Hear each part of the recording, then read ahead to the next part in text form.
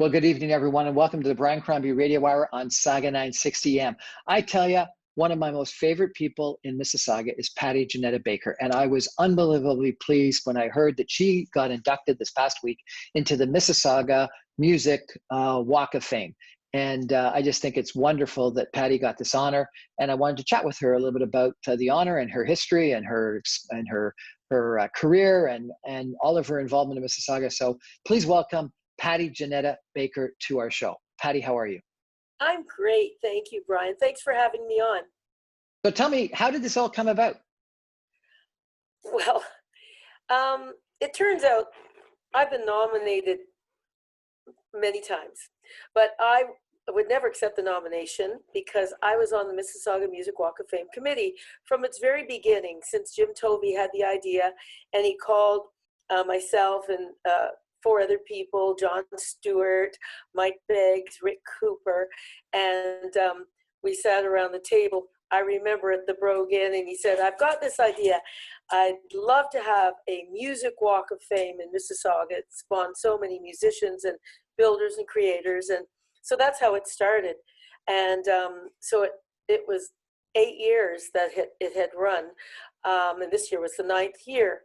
Of course, we lost Jim Tovey in 2018, and he was our sole inductee.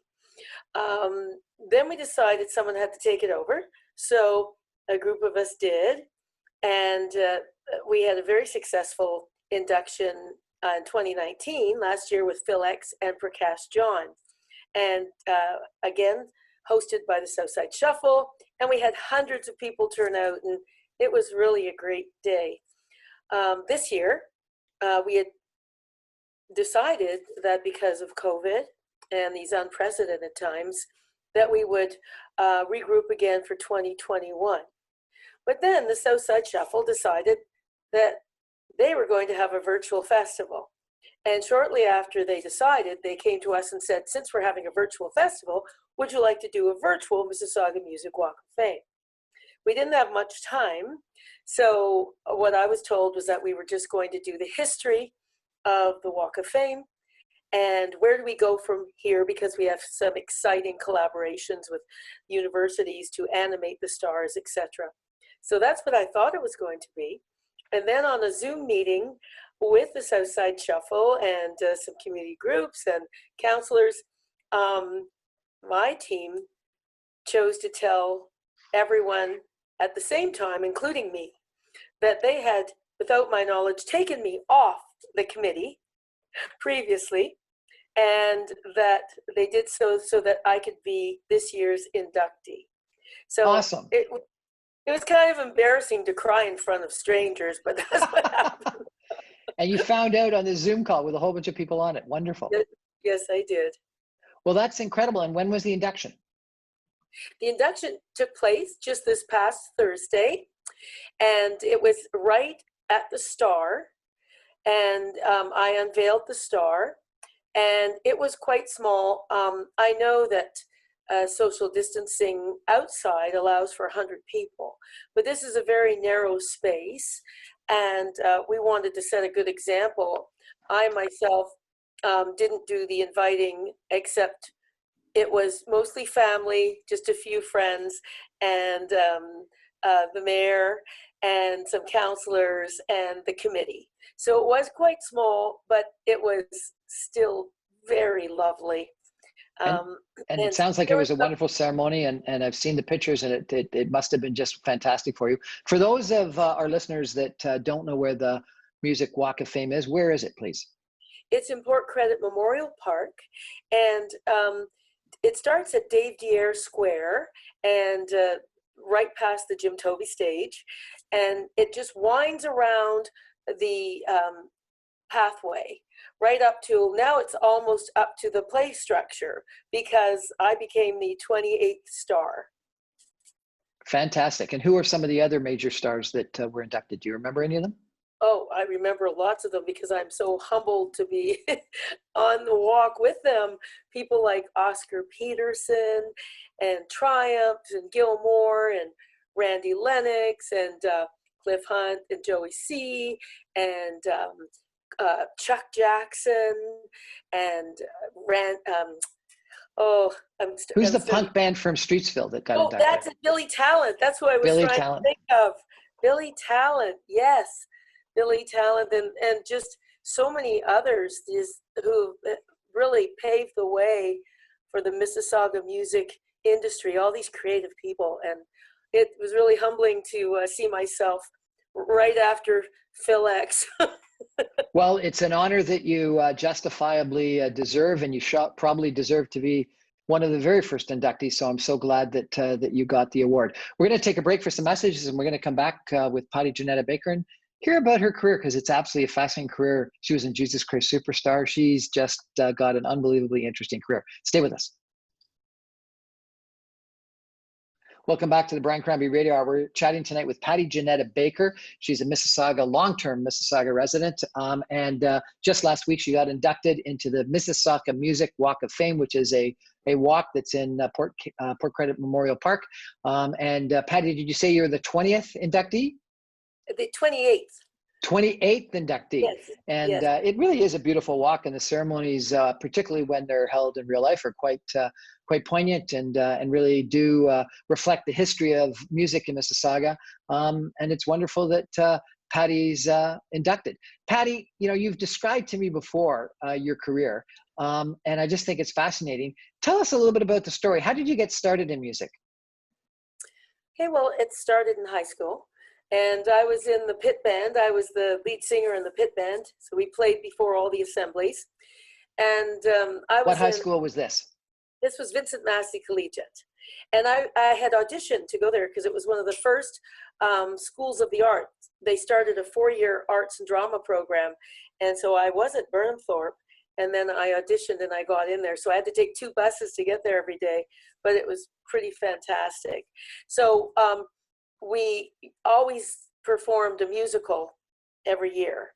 And the year that I was chosen to be in the musical, we were actually told that we could do our own student written if we so desired. So we wrote a rock musical, and it was called What's Wrong World, and it was full of all kinds of teenage angst and anti-establishment themes. That sounds appropriate for this year. What's Wrong World? I know, but it did so well. It actually toured Toronto high schools, and at one of the shows, Susan, who was one of the singers, one of the students I went to school with, her brother came to hear her sing, and he just happened to be an on-air personality at Chum AM at that time. And he came backstage and he said to me, "You're going to be a singer." And I went, "Oh no, I want to be an artist," because I'd been taking special art courses since I was 12 years old. And I loved art. I thought I'd go to OCA one day. And he said, "No," he said, "Listen to me. I'm going to send you to some auditions. Will you go?" And I said, "Sure." So 3 weeks later, he sent me to an audition. And I didn't tell my parents I was going to go, because we had to take a subway downtown, and a friend and I went, someone I used to sing with at school. And we got to this theater, we knocked on the door opened, and the guy said, "Yes, why are you here?" And we said, "We're here to audition." He said, "Well, the auditions ended 15 minutes ago." We said, "But we took the subway all the way from Etobicoke." So he yells up in the air, "They took the subway from Etobicoke." All these people started laughing at us, and this guy said, "Okay, let them in then." We came in. He said, "Okay, where's your charts?" And we just looked at each other, Roy and I, and we went, well, what? He said, your music. We said, "We don't have any." He said, "Well, how are we going to accompany you?" The pianist. I said, "Oh, we don't need any accompaniment." And he said, "Okay, just stand on that light." So he stood on the light, and we sang "Helpless" by Crosby, Stills, Nash and Young in 2-part harmony. And at the end, there was all this applause, and the lights went on. And we were in the Global Village Theater, and all the producers were sitting up there. John Brower, who did Canadian Idol, John Benwell, and music director Bill King, and the person that had opened the door was actually Bob McBride from Lighthouse. He's the one who had let me in. And they said, "Come on back on Monday, kids, you're in the show." We didn't know what show. So we found out later that I had just become, and we both got in, but I was the youngest. I had just become the youngest member of Jesus Christ Superstar. We opened at Varsity Stadium 2 months later after all the rehearsals, then went directly to Vegas, the International Hilton, went with a tutor and a chaperone. I can't believe my father, well, I told my dad I'd run away if he didn't let me go. I shouldn't tell people that. I would never have, but I had to, I was desperate because he had said no. So then he let me go. But we played opposite Elvis, Gladys Knight and the Pips, Wayne Cochran and the CC Riders, and Rip Torn. We were there for about 6 months, and then we went to the infamous Aquarius Theater in Los Angeles and played there for another few months, and it was amazing. What a great story. How old were you? I was 17. 17 years old. And Yeah. What was your part? Well, we had rotating parts. Our Jesus was Victor Garber, the very famous Victor Garber. These were all actors and that had been in Hair. They were all, some of them 10, 15 years older than me, and they were professionals. I mean, I couldn't even believe I was in this show. Nancy Doman, who was married to Martin Short, was Mary Magdalene. Victor was Jesus. Joe Clark was Brutus. And then the rest of the parts were rotating parts. So I never had any of those, the lead parts, Mary Magdalene, but I did get solos in the show. And so that was really amazing. And we did our first album at MGM Studios in LA, and I actually had my first recording solo then, the Canadian Rock Theatre Presents. And that was the name of the album. Awesome. What was your favorite solo in Jesus Christ Superstar? Oh, I think that, well, I never sang it, but I don't know how to love him. So I used to love when they sang that every night. And I used to love singing, I had the solo in Sweet Jesus Salvation, but I used to love the group number, What's the Buzz? What's the buzz? Tell me what's happening. And what's the buzz? Yeah, because my lines were, when do we ride to Jerusalem? It was a very soulful version. So it was, yep. I loved that. I loved the show. I thought it was a fantastic show. I probably, without knowing it, saw you. And congratulations. What an incredible start to your career. And then what happened after that? After Vegas, Germany, Los Angeles, etc. Well, Vegas happened. When I came back from Vegas, I didn't know much about the Canadian music industry because I'd been thrown into it. So I had to sort of hone my skills, learn a bit. I went to Humber College for a while, and then basically got discovered all over again when I was chosen by fluke by Ronnie Hawkins' manager, who this was shortly after, not that far off Superstar, but it was about 6 months later. I met him through my father, of course, in the Imperial Room when Ronnie Hawkins was playing there. And my dad said, my daughter's a singer. And I had done an album in that time. I'd done an album with the Longo Brothers. They'd written the music and I'd done all of it. And it was getting airplay, especially on stations like AM 740 and CFRB, because it was adult contemporary. And he said, here's her album, because Steve had said he was going to Europe to the Cannes Festival to shop Ronnie's material. So my father handed him an album, said, will you take this? And Steve said, well, can you give me a couple? So my dad gave him like about 10.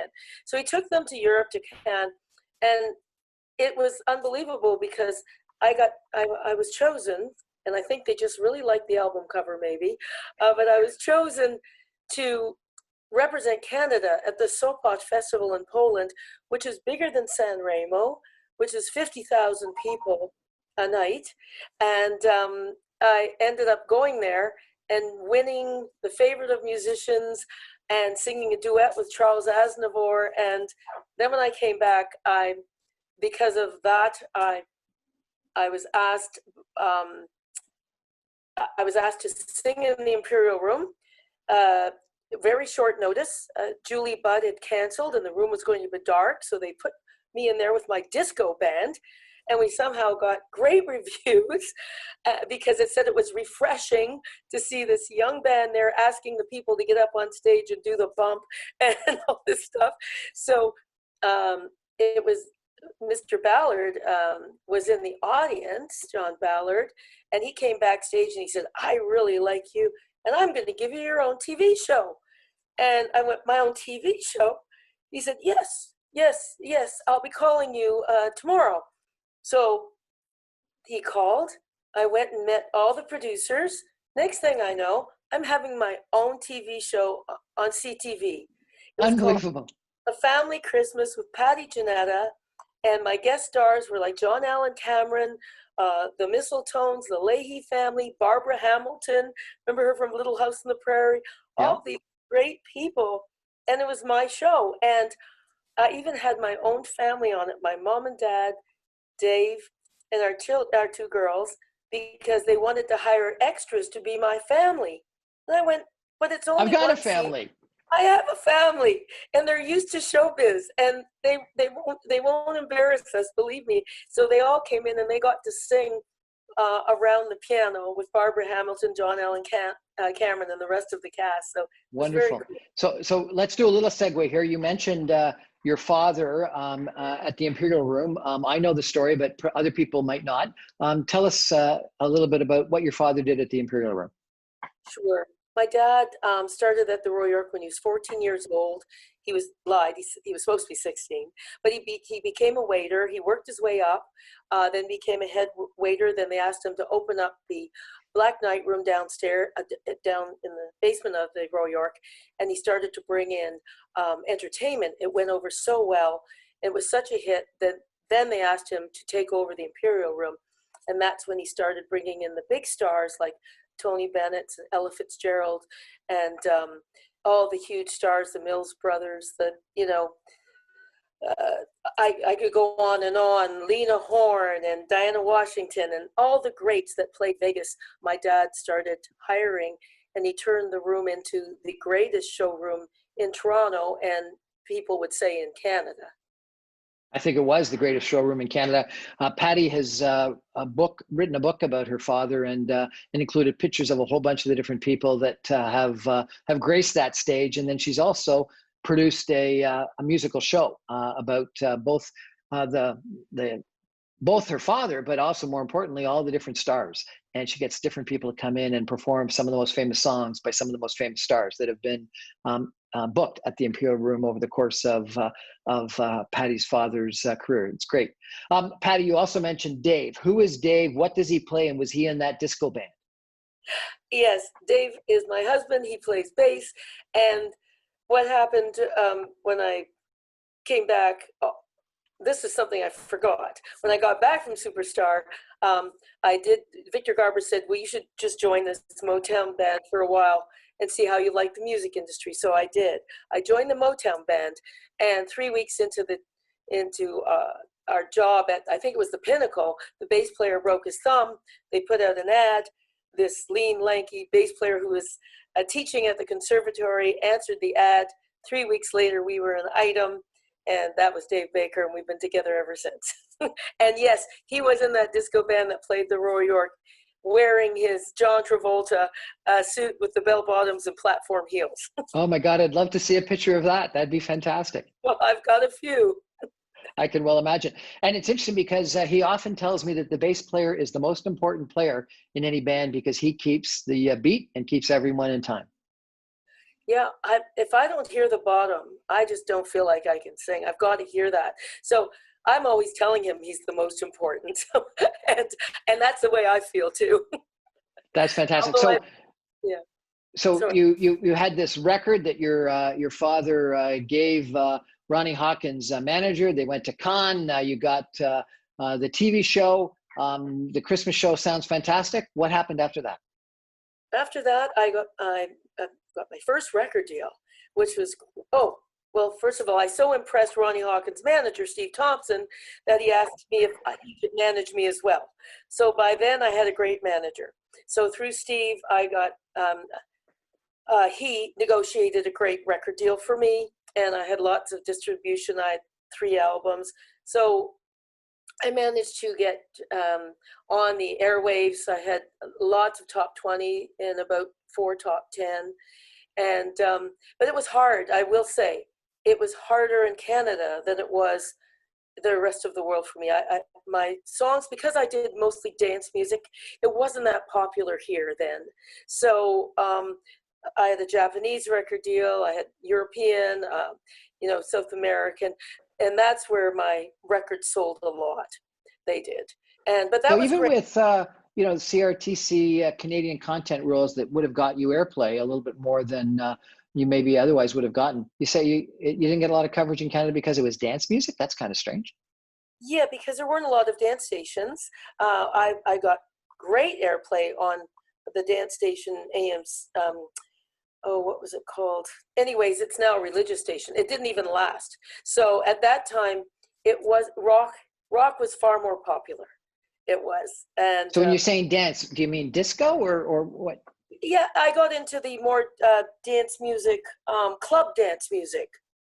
I started writing a lot of club music, like Mark of My Heart and Party Girl were played in the clubs, and they would be turned into dance mixes. I even did some of the original raps in the middle of them. Oh, really? Fantastic. Yeah, I did. Mark of My Heart, there was a really cool rap in the middle of it. We're chatting tonight with Patti Jannetta Baker, a Canadian talent, a Mississauga talent, who just got inducted into the Mississauga Music Walk of Fame. We're going to take a break for some messages and come back more with Patti in just a second. Stay with us. Welcome back to the Brian Crombie Radio Hour. We're chatting tonight with my favorite musician, favorite person in Mississauga, Patti Jannetta Baker, who just got inducted into the Mississauga Music Walk of Fame. In September, Patti, September 13th, I think you said it was, there's going to be a show that the Mississauga Music Walk of Fame is going to produce, and some of it's going to be about the Walk of Fame, but you said 15 minutes is going to be on you? 15 minutes, yes. 15 minutes is going to be on my life and career as this year's inductee. I'm so honored, but it's made me have to all of a sudden go back into the archives, and I had so much on VHS. I've had a long career. I've been a musician since I was 17, and we found someone who did all the transferring, and I've been seeing things I haven't seen for 20, 25 years. Such as what? Well, have you got a picture of that first cover album, or of you as in Jesus Christ Superstar? Sure. I don't have a picture of me and Jesus Christ Superstar right here, but I do have a picture of that album we did at MGM Studios, the Canadian Rock Theatre. And so this is you with a bunch of other people? Yes, that's me with the cast. And then the first album, the one that was taken to Europe, that they liked, that got me to represent Canada, was this one. Sort of a Linda Ronstadt kind of look. Kind of, yes. And then this was the album that I did that I was nominated for a Juno. Almost a David Bowie kind of. Kind of, yeah, I know.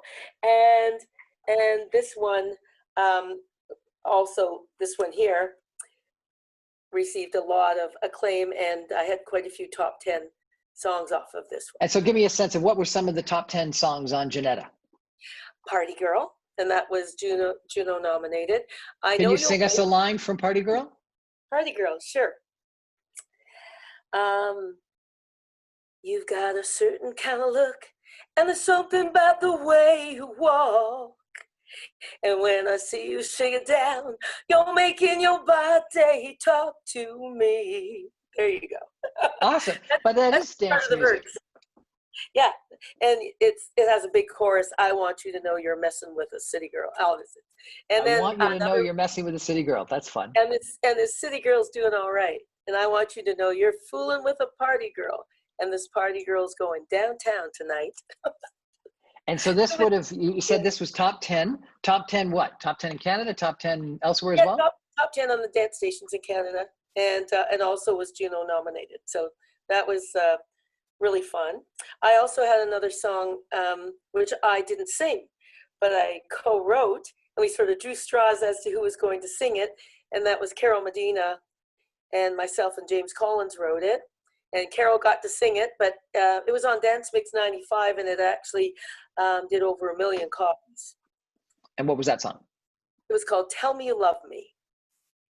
It's called and can you sing a line from that? Sure. Tell me you love me. Tell me you need me. I see right through you. Tell me anything you want. Oh, anyways, it was a dance number, you know. It was like one of Fantastic. those.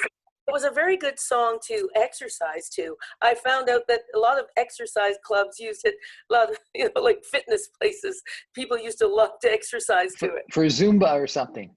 Yeah, yeah, yeah. And then another song that did really well was called "I Know You'll Wait," and I wrote that for my husband David because I was always traveling, sometimes on tour 3 months at a time, and he was always waiting at home. So I wrote it on tour, actually across Canada. I couldn't sleep very much on the tour bus, and so I'd sit with Andy, the driver, with my headphones in, writing songs. So I actually wrote that just as we were coming to the mountains, just till we were coming into the mountains of British Columbia. So you did tours across Canada by bus? I did, yes, I did by air and by bus. I did one tour right across Canada by bus, coast to coast, and the Blue Live tour bus actually, with my whole band. And even though it was my band, I was the lead singer because I was the only female. They got the great bedroom in the back with all the beds that pulled out of the walls and the big master bed. And I actually had to pull my bed out over the kitchen table every night. And this was a dance music band? Well, when I was on tour, I didn't do all dance music. I did some covers of songs that I really liked, and some of them had a more rockier edge. I loved Annie Lennox. It was mostly original, but I would do my own takes on some songs too that I really liked, just to break it up. What was your favorite cover to do? My favorite cover to do is Pat Benatar, "Hit Me With Your Best Shot." Oh God, great song. Yeah. And you've got yes. perfect voice for Pat Benatar. I love Pat Benatar. And what's really funny, in my, in those days, I was often mistaken for her. We had the same kind of look from afar. Yeah. And even at the Junos, I remember all of a sudden being swarmed by reporters because Pat Benatar was singing at the Junos that year. And, they always brought in somebody from the US or internationally. And then somebody from the Sun went, guys, this isn't Pat Benatar, it's Patti Janetta. So they graciously still took some pictures before they ran away. And where was the Junos that year? Oh, gee. Doesn't matter. Isn't Tell that me terrible? I can't remember. It was in a big convention center. It looked like downtown, part of a hotel, and I can't remember. I'm sorry. Doesn't matter. What was the biggest event, festival, concert, whatever that you ever performed to? Okay, well, Sopot Festival was 50,000. And that was where? In Poland. And that was when you were still starting out. Yeah, that was big. And then next was when I started singing at headlining at Nathan Phillips Square with Much Music Presents. And I would be the host of one of the hosts, and they'd always introduce me to do one of my latest singles. And there was never under 40 to 50,000 people. And Patti, what's it like singing in front of 40 to 50,000 people? Is it the same as singing in front of 1,000 people? Well, I try to perform the same in front of 10, 1,000, or 50,000, but I will say there's something about a crowd like that that's so exhilarating that that you can feel their excitement when they're happy and enjoying what you're doing. It almost lifts you like 10 feet off the air. But I get that feeling when I perform anyways. I love to perform. I love people, and I'm a different person on stage. Everyone always says that.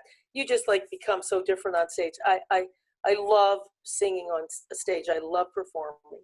I met Bob Hope once at a convention center in Kelowna, BC at a management conference. And I talked with him and I said, this must be terrible for you. And, appearing in front of, 100 people for a management meeting in Kelowna, BC. And he made an interesting comment. He said, whether Bob Hope is in front of 25,000 people in Madison Square Gardens or in front of 100 people in the Great Okanagan Lodge in Kelowna, BC, I'm going to be the best Bob Hope could ever be. Yeah, I totally agree. That's exactly how I feel. I would never perform or do anything differently in front of, like I said, a small crowd than I would with a huge crowd. And I have, like, even with my own tours, I've had some really big crowds. Never 50,000, but I've had 20,000 at Callaway Park and, in Calgary. I've had some pretty big crowds. And, it's, you have to, oh, I'm so sorry. That was supposed to be. Good music to have as your ringtone. I'm very sorry about that. No problem. I thought I turned that off like a long time ago. Anyways, I feel that when you're with a smaller crowd, you actually have to work harder. I think you have to work harder because when they're huge crowds, the excitement spreads. They're all feeling it. It's like, but sometimes with a smaller crowd, you have to really have people feel that you're there. It's just as special for you to be there for them as it is if you were in front of 30,000 people. Right. Do you have, one or two experiences that were particularly poignant that stick out in your mind in your career? Yes, the first time I performed at the Imperial Room, and we got the gig because one of the big stars canceled last minute. Julie Butt, she couldn't come in from New York, and so my dad and Gino Empri said, "Well, the room's dark," and I get this phone call, and it's my dad on the other line. Gino, he said, "Listen, what are you doing?" I said, "I'm at rehearsal, Dad." He said, "Well, you're gonna start in the Imperial Room tomorrow night." And I said, "Oh, Dad, yeah, I started to laugh. I said, "Maybe 15 years from now." He goes, "No, get ready, you can do it." He said, and I would say, "Do what?" He said, "You're gonna do a show. Just do your show." I said, "Dad, I'm a show band, but we're a disco show." And he said, "You can do it. Don't think anything about it. You can do it." And he said, "Come down here for rehearsal. Come for rehearsal with the band. Be here for 12 noon." So it was my band with the big band behind us too, backing us up. So it was crazy. We opened up, and that's Hold when. it. How does the big band learn all your music in a day? Oh, well, because we had charts. Okay. We did have charts. We always worked with charts, but we didn't have charts for, I think it was Bobby Harry. It was a 13-piece orchestra, but they knew so many of the songs anyways, because we were a cover band. So we just had a faith book, and Bobby took that, and at that rehearsal, they just played along. They could play this music we were doing in their sleep, so they could do, I opened up with, it was all funky, soul, Motown, disco music, and they knew so much of it. And it was so much, my heart sank. My heart sank when I walked on that stage. I was on the Imperial Room stage where I'd seen the greatest stars in the world and people that I just adored and my whole life. And I couldn't believe I was on that stage in that circumstance. But I said, I have to make this the best it can be. And I loved to entertain. And that's what the reviews said. They just said, the youthful exuberance. No, they weren't really ready, but nobody really cared because, they got people up to dance. They got everybody up in the aisles, whoever does that in the Imperial Room. And then that's why that night that John Bassett from CTV was in the audience and came backstage and said, "I want to give you your own TV show." And that's how I got my own TV show. Fantastic. And people may not be familiar with the Imperial Room, but it's the room just at the west side of the lobby of the Royal York Hotel with a couple hundred seats in it and a beautiful stage that, as you said earlier today, once was the #1 music spot in Canada. It held around 400 people. They'd squeeze maybe 450 sometimes. And they had 2 shows a night, first show was a dinner show. Second one was show only. But if you had someone like Tina Turner there or any of those big stars, Tony Bennett, they'd be lined up right through the Imperial Room. The people waiting to get, right through the Royal York. People waiting to get in the Imperial Room. It was quite a room. It's quite a place and quite an experience for you, and probably having your father there at the front door and listening to you, and your husband playing bass behind you must have been very special. It really was. And then the next time I got to play there, I was on tour. So I was actually booked in there with Bo Diddley and Ronnie Hawkins because I was on tour with Bo Diddley. And then we joined forces with Ronnie Hawkins and played in the Imperial Room. And that was lots of fun too. What an incredible career you've had. Just fascinating. And it's obvious that you deserve the honor of being inducted into the Mississauga Music Walk of Fame. We're going to take a break and come back with some concluding comments in just a minute. Stay with us.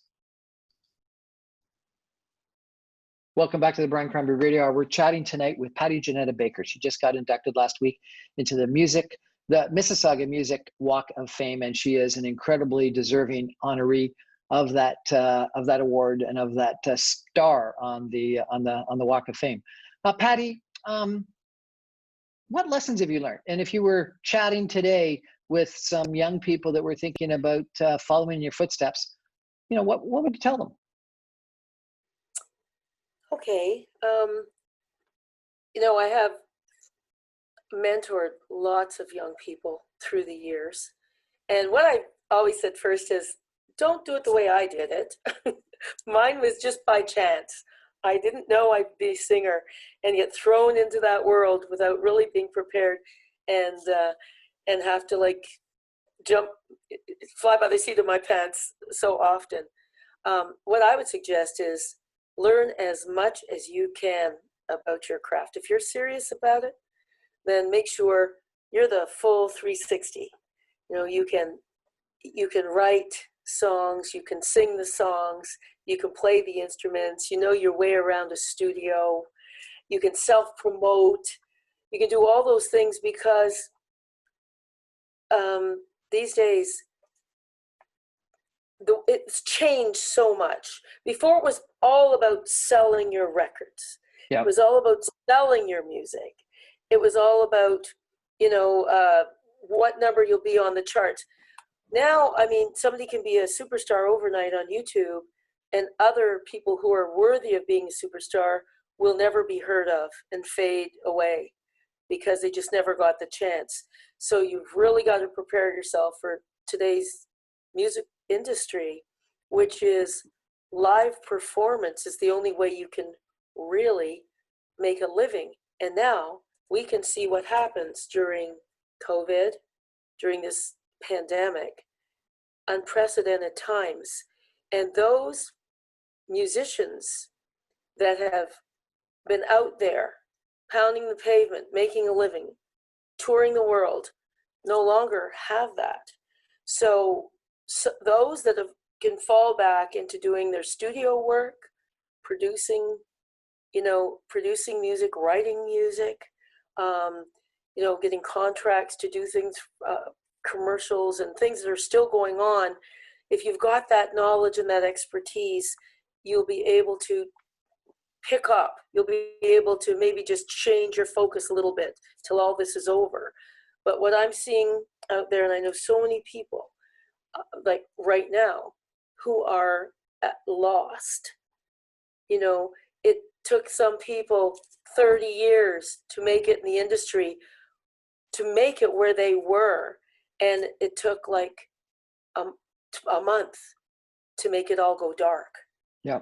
So, I don't mean to be doom and gloom, but I will tell young people, if you're really serious about this, if you're really serious about the music industry in whatever aspect it is, singing, production, if you want a musical theater, whatever, just learn the most, be the best you can, be right there at the top so that you'll have something to fall back on anytime in your life, depending on the circumstance.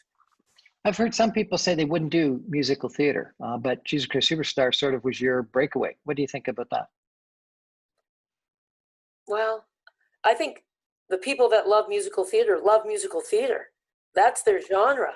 That's what they like to sing, and that's what they like to do, and that's what makes them tick.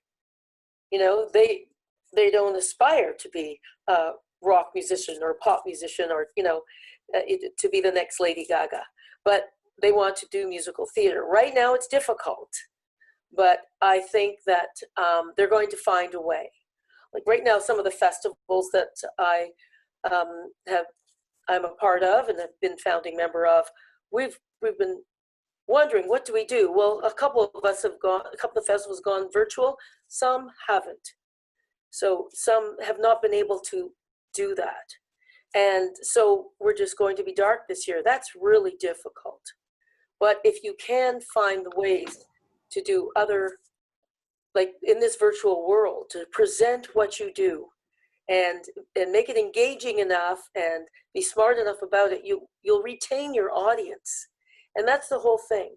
You don't want to lose your audience. No matter what you do in this industry, whether you be a singer, producer, you want to still know that people are out there that are wanting to hear from you and to see what you're doing. If you were starting out, you were starting out today, would you go on Canadian Idol or America Got Talent, or one of those sort of competition shows?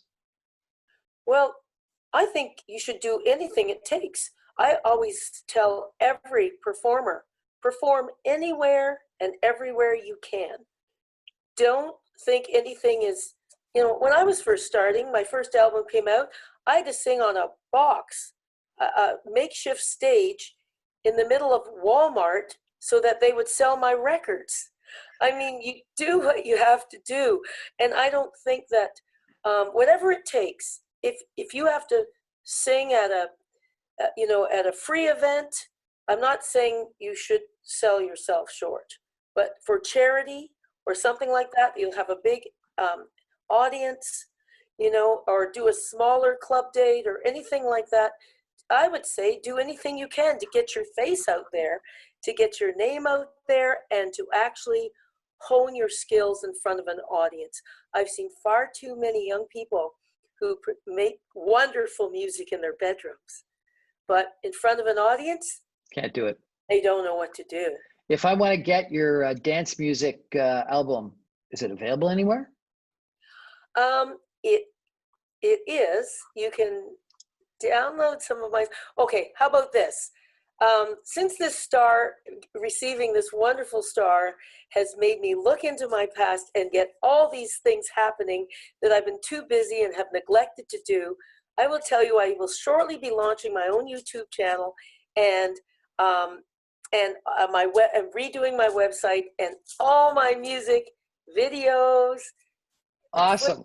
It's all going to be on there. So just, I would say, give me a couple of weeks and all that will be up. When you relaunch that website and your YouTube channel, come back on my show and we'll launch it on the show, okay? Because I'd love to hear some of your dance music and I'd love to watch you perform some of that dance music.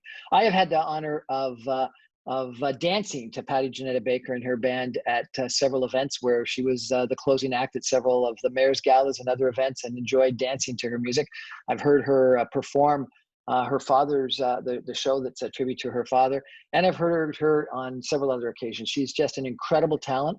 I've had the pleasure of interviewing her on Rogers TV and other things in regards to the Mississauga Arts Council and the Mississauga Summit, and some things that both of us were interested in furthering from a music standpoint and an artistic standpoint in Mississauga. Patti Jannetta Baker is a wonderful person. She's a great talent. She's a great community supporter, and she's a wonderful person. And so I completely agree that she is an incredibly deserving honoree of the Mississauga Music Walk of Fame. Patti Jannetta Baker, thank you so much for joining us. Congratulations, good luck, and all the best in the future. Thank you so much, Brian. Thank you for your kind words. It's been wonderful to be here. Well, that's our show for tonight. Brian Crombie Radio Wire, Monday through Friday at 6 o'clock on 960 AM. Thanks very much. Good night.